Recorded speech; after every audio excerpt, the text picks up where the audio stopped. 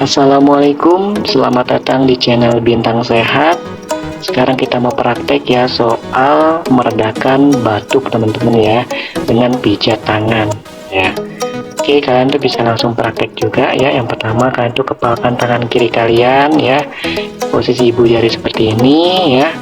Terus kemudian kalian bisa nanti dipijit ya, dari ujung ibu jari ke area bawah sini ya. Kalian pijit seperti ini, dihitung sampai 30 hitungan teman-teman ya, atau 30 detik ya, dihitung ya. Terus kemudian kalau sudah, kalian bisa pindah ke area bawahnya teman-teman ya, diputar-putar seperti ini. Oke, ini rasanya enak banget ya teman-teman ya, jadi kalian tuh bisa langsung praktek.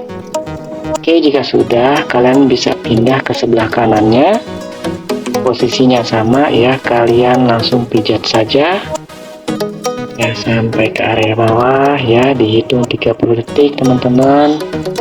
Oke, jangan lupa yang di bawahnya juga ya, kalian putar-putar. Oke, ini insya Allah pijitnya bermanfaat ya untuk meredakan batuk. Oke, kalian tinggal praktik di rumah ya, mudah-mudahan batuknya bisa cepat reda. Jangan lupa subscribe, like, dan komen teman-teman ya. Wassalamualaikum warahmatullahi wabarakatuh.